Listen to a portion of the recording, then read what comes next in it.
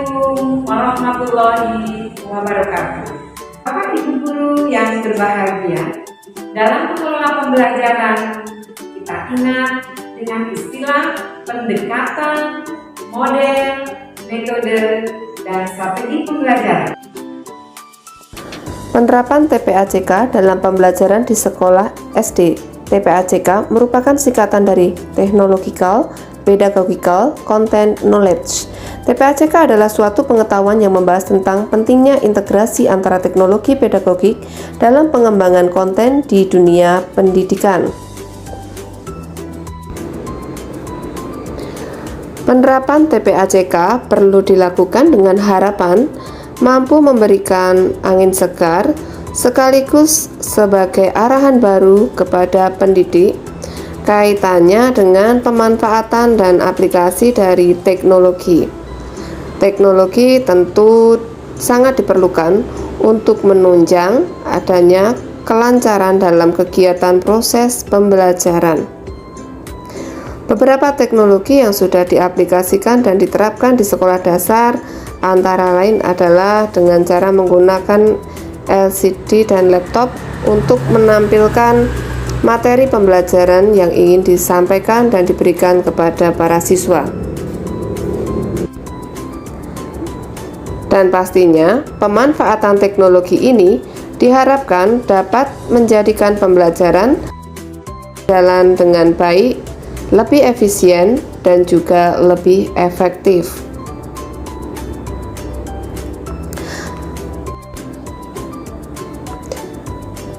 TPACK terdiri dari 3 komponen penting.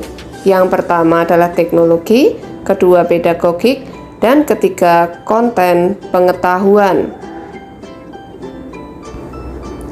Ada langkah-langkah penting yang harus kita perhatikan ketika kita ingin menerapkan TPACK. Langkah-langkah pembelajaran dalam TPACK meliputi observasi, menanya, eksperimen, pengolahan informasi, dan verifikasi.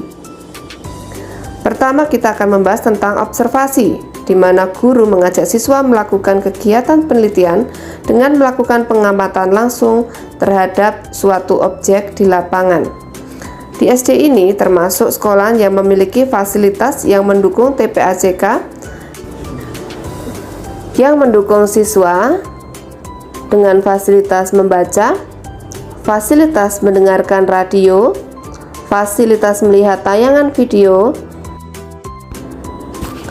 dan juga melihat demonstrasi terhadap suatu objek atau suatu kejadian fenomena tertentu. Selanjutnya, kita akan menuju pada langkah kedua, yaitu menanya. Menanya merupakan kegiatan pembelajaran yang dilakukan dengan cara mengajukan pertanyaan tentang informasi yang tidak dipahami dari apa yang diamati atau pertanyaan untuk mendapatkan informasi tambahan tentang apa yang diamati.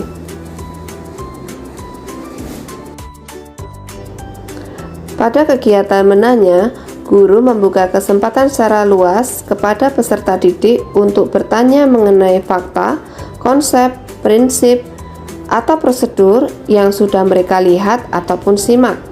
Selain itu, guru juga dapat menanyakan kepada siswa tentang apa yang sudah mereka baca dan mereka lihat. Kegiatan menanya tentu akan melatih siswa mengembangkan kreativitas, rasa ingin tahu, kemampuan merumuskan pertanyaan untuk membentuk pikiran kritis yang perlu untuk hidup cerdas dan belajar sepanjang hayat. Menanya adalah salah satu kompetensi yang diperlukan siswa untuk hidup menghadapi tantangan abad ke-21. Guru akan membuka kesempatan secara luas kepada peserta didik untuk bertanya mengenai fakta, konsep, prinsip, atau prosedur yang sudah disimak, dibaca, dan juga dilihat.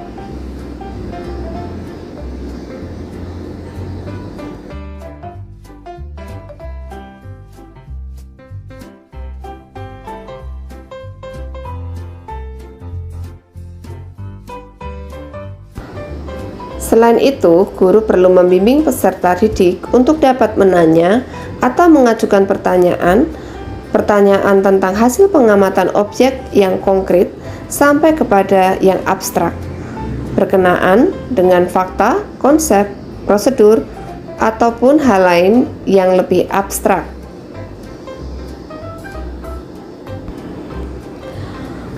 Setelah guru membimbing dengan pertanyaan, kita akan masuk kepada tahap yang ketiga, yaitu eksperimen.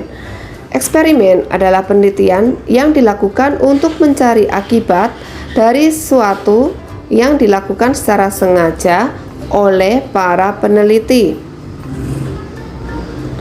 Eksperimen dapat dilakukan dengan cara berkelompok, seperti yang dilakukan oleh anak-anak SD ini.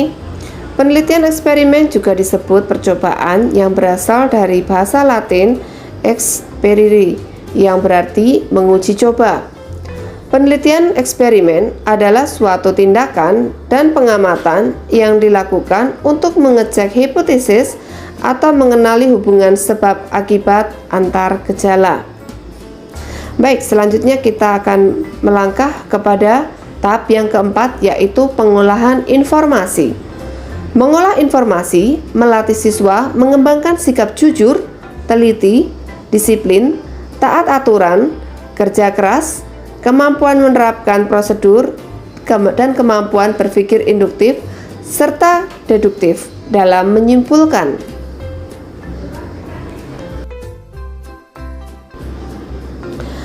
Bagaimanakah seorang siswa dapat melakukan hal itu?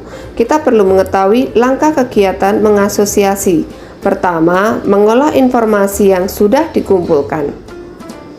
Kemudian yang kedua, kita perlu menganalisis data dalam bentuk membuat kategori. Ketiga, mengasosiasi atau menghubungkan fenomena atau informasi yang terkait dalam rangka menemukan. Keempat, mengolah informasi yang sudah dikumpulkan.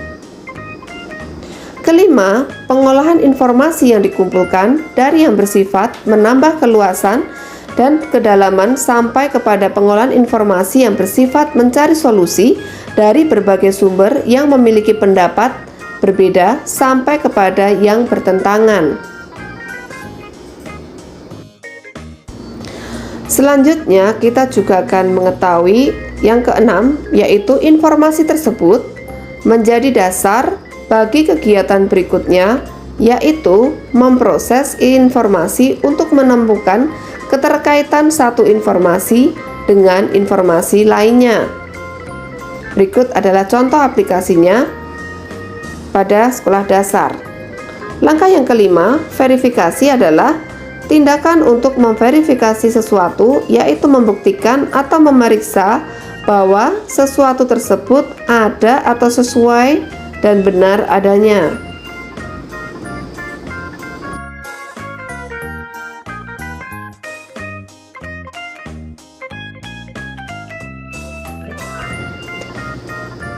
Lingkup media sosial mungkin menjadi contoh dari penggunaan verifikasi yang paling dekat dengan aktivitas kita.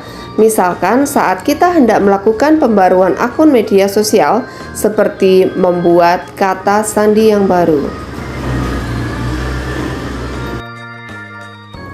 Pada tahap verifikasi, siswa diajak untuk memeriksa secara cermat untuk membuktikan kebenaran atau tidaknya suatu hipotesis yang memang sudah ditentukan. Mereka dapat melakukannya dengan melakukan atau mengecek temuan alternatif yang selanjutnya akan dikaitkan dengan hasil data yang telah diperoleh. Hasil data yang sudah diperoleh dapat diolah. Verifikasi bertujuan agar proses belajar yang sudah dilakukan dan diterapkan oleh guru itu dapat berjalan dengan baik dan kreatif, di mana guru akan memberikan kesempatan kepada para siswanya untuk menemukan konsep, teori, ataupun pemahaman tentang contoh-contoh yang memang sering kali mereka temui atau jumpai dalam kehidupan sehari-hari. Berdasarkan hasil pengolahan dan tafsiran atau informasi yang ada tersebut, pernyataan atau informasi yang telah dirumuskan sebelumnya apabila dicek maka akan terjawab sudah sesuai atau belum dengan teori ataupun fakta yang ada di lapangan. Dari penelitian ini kita dapat menarik kesimpulan bahwa TPAJK ternyata dapat mengoptimalisasi TP yang digunakan untuk pembelajaran dalam mengintegrasikan CK, PK, dan PCK menjadi suatu kesatuan yang utuh yang menghasilkan sebuah proses pembelajaran khususnya di sekolah dasar secara efektif, efisien, dan lebih menarik.